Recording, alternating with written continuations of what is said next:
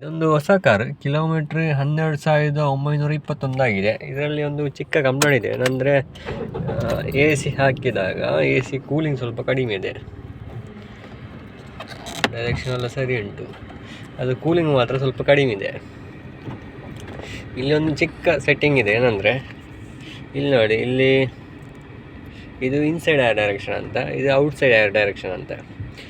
Outside direction ಅಂತ ಇದ್ದರೆ ನಮ್ಮ ಎ ಸಿಯ ಗಾಳಿ ಸ್ವಲ್ಪ ಹೊರಗಡೆ ಹೋಗ್ತಾ ಇರುತ್ತೆ, ಅಂದರೆ ರಿಫ್ರೆಶ್ ಆಗ್ತಾ ಇರುತ್ತೆ. ಅವಾಗ ಆಗುತ್ತೆ ಅಂದರೆ ಎ ಸಿಯ ಕೂಲಿಂಗ್ ಸ್ವಲ್ಪ ಕಡಿಮೆ ಆಗುತ್ತೆ, ಅಂದರೆ ಏರ್ ಮಿಕ್ಸ್ ಆಗ್ತಾ ಇರುತ್ತೆ. ಆವಾಗ ನಾವೇನು ಮಾಡಬೇಕಂದ್ರೆ ಈ ಡೈರೆಕ್ಷನನ್ನು ಈ ಥರ ಇಡಬೇಕು. ಈ ಥರ ಇಟ್ಟಾಗ ಎ ಸಿಯ ಕೂಲಿಂಗ್ ಸ್ವಲ್ಪ ಜಾಸ್ತಿ ಆಗುತ್ತೆ. ಇಲ್ಲಿ ನಾರ್ಮಲಾಗಿ ಇಲ್ಲೇ ನೋಡಿ, ಇವಾಗ ಸೌಂಡ್ ವ್ಯತ್ಯಾಸ ಗೊತ್ತಾಗುತ್ತೆ. ಇವಾಗ ಇಷ್ಟಿದೆ ಸೌಂಡು. ಇದನ್ನು ಇಲ್ಲಿ ರೊಟೇಟ್ ಮಾಡ್ತಿದ್ದಾನೆ.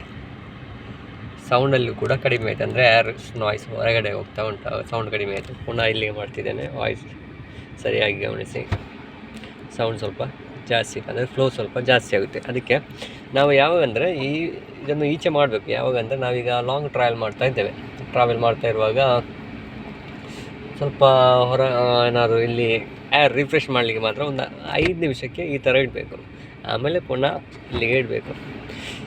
ಆವಾಗ ಸ್ವಲ್ಪ ಕೂಲಿಂಗ್ ಜಾಸ್ತಿ ಇರುತ್ತೆ. ಮತ್ತೊಂದು, ಇದನ್ನು ಇಲ್ಲಿಗೆ ಇಟ್ಟರೆ ಒಂದು ಸಮಸ್ಯೆ ಕೂಡ ಇದೆ. AC ಕೂಲಿಂಗ್ ಮಾತ್ರ ಅಲ್ಲ, ಬೇರೆ ಒಂದು ಸಮಸ್ಯೆ ಇದೆ. ಏನಂದರೆ ಹೊರಗಿಂದ ಒಂದು ಡೋರ್ ಇದೆ, ಅಂದರೆ ಇಲ್ಲಿಂದ ಒಂದು ಏರ್ ಕ್ಯಾಪ್ ಬರುತ್ತೆ ಅಲ್ಲಿ ಬಾನೆಟ್ ಹತ್ತಿರ.